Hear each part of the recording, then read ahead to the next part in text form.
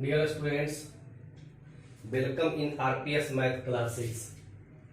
Today I am going to teach chapter polynomials for class 10. Dear students, at first you have to understand what is polynomial. An algebraic expression which variable involve only positive power of integers, that is called polynomials. Again students, an algebraic expression which variable involve only positive power of integers, that is called polynomial. Now student, you have to understand degree of the polynomial. What is the degree of the polynomial? Maximum power of the polynomial is called its degree. Maximum power of the polynomial is called its degree, such as students 2x square plus 5x minus 6. Here maximum power is 2. Here maximum power is 2. So its degree is degree equal to 2. Now students, according to the degree, different kinds of the polynomials. Degree के आधार पर polynomial के different kinds होते हैं. First आप देखेंगे linear polynomial. A polynomial whose degree is 1,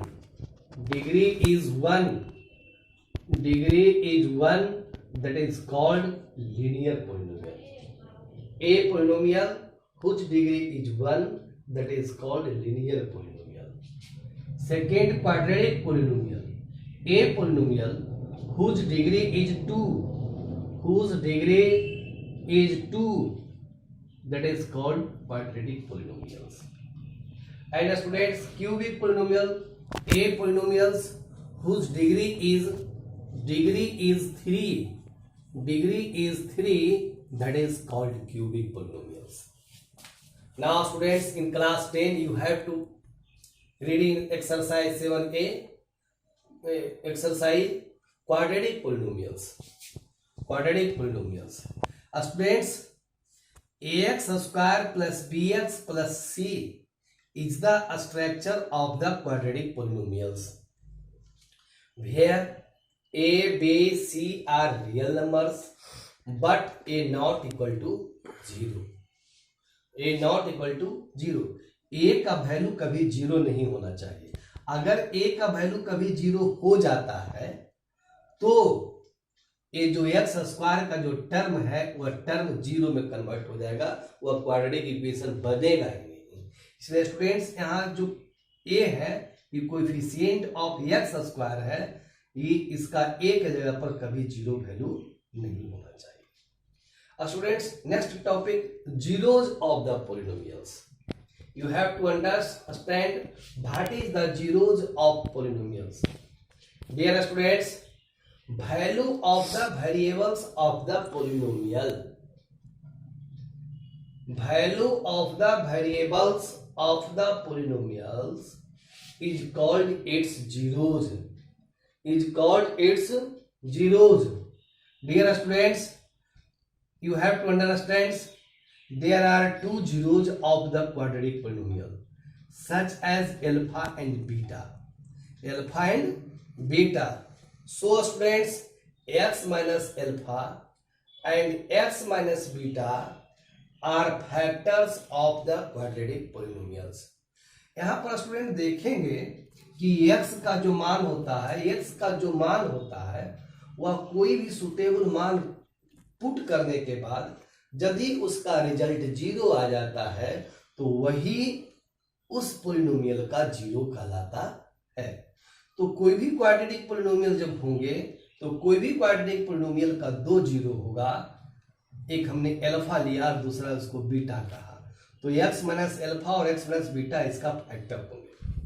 now students, you have to look at the board.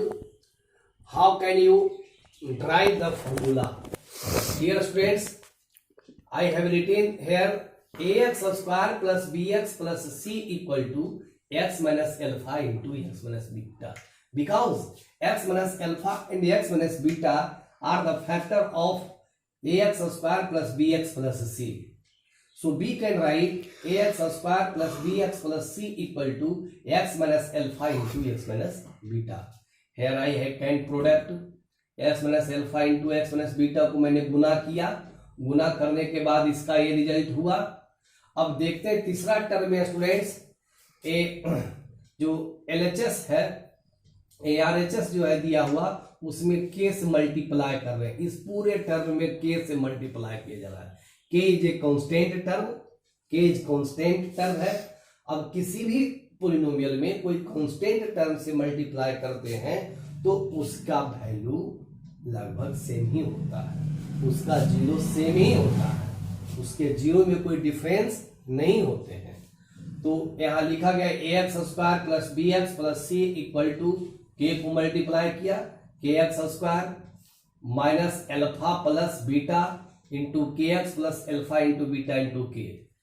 अब हम यहां क्या कर दे, कंपेयरिंग कोएफिशिएंट. यहां ax स्क्वायर है, x स्क्वायर और यहां x स्क्वायर है, तो ये दोनों को हम कंपेयरिंग कर रहे हैं, सेम डिग्री वाले डिजिट को. तो ax स्क्वायर और मैंने लिखा के x square, x square cut गया तो k बराबर a हुआ. सेकेंड टर्म है दिया हुआ bx, तो x का कोएफिशिएंट, यहाँ bx का कोएफिशिएंट, तो ये लिखा minus alpha plus beta into K X equal to b into X. x तो स्टूडेंट कट गया, तो बचा alpha plus beta equal to minus B बटे A. Now students, alpha into constant term है, एल्फा बीटा इंटू के, और यहाँ constant term है क्या, c. तो alpha beta K equal to C. तो k का वैल्यू पुट कर दिया गया है, यहाँ a रखा गया है, तो alpha into beta equal to C by ए.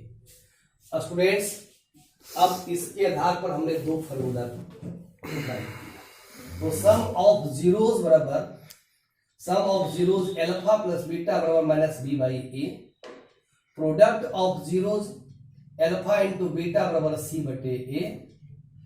और क्वाड्रेटिक पॉलिनोमियल यदि दो जीरो फाइंड हो तो क्वेश्चन पूछा जा सकता है कि क्वाड्रेटिक पॉलिनोमियल फाइंड कीजिए. तो इस फॉर्मूला पर आप क्वाड्रेटिक पॉलिनोमियल फाइंड कर सकते हैं. X square minus alpha plus beta into x plus alpha into beta. अब स्टूडेंट कुछ चैप्टर देखना है, कि इसमें से आप कैसे जीरो फाइंड कर सकते हो. तो कैसे जीरो फाइंड कर सकते हो स्टूडेंट्स, तो कुछ जो दिया हुआ है students, x square plus x minus 12. तो अब फैक्टराइज मेथड से इसको पहले आप जीरो निकाल सकते हैं. तो x square plus x minus 12 equal to zero. X square plus 4x minus 3x minus 12 equal to zero. X common लिया गया, x प्लस 4 माइनस 3 को कॉमन लिया, x plus 4 equal to zero. तो x माइनस 3 और into x plus 4 equal to zero. Now x minus 3 equal to zero. तो x बराबर students 3, x plus 4 equal to zero, x बराबर minus 4. Now it's zeros are zeros बराबर 3 और minus 4. एक answer हो गया. ठीक है स्टूडेंट्स, कभी कभी अगला क्वेश्चन हो सकता है कि दो जीरो दिया हुआ है. अब दो जीरो दिया हुआ, उसमें अब कहेगा आपको क्वाड्रेटिक पॉलिनोमियल फाइंड कीजिए. तो दो जीरो अगर दिया हुआ है, क्वाड्रेटिक पॉलिनोमियल फाइंड कीजिए. क्वेश्चन दिया हुआ है, two zeros are given such as 5 and 6, find the quadratic polynomials. और स्टूडेंट्स, हमने आपका इसका फार्मूला बताया है. तीसरा फार्मूला जो है पॉलिनोमियल निकालने का, तो पहले फार्मूला लिख लेंगे. X square minus alpha plus beta into x plus alpha into beta. X square alpha और बीटा का वैल्यू पुट करेंगे. X square minus 5 plus 6 5 plus 6 into x plus 5 into 6. Now students, x square minus 11x plus 30, यह इसका polynomial निकल के आया. Thank you students. Now I am suggesting to you solve exercise, related exercise of the polynomial, and I am suggesting to you subscribe my videos, channels, and share to each other because it is so important chapters. Thank you.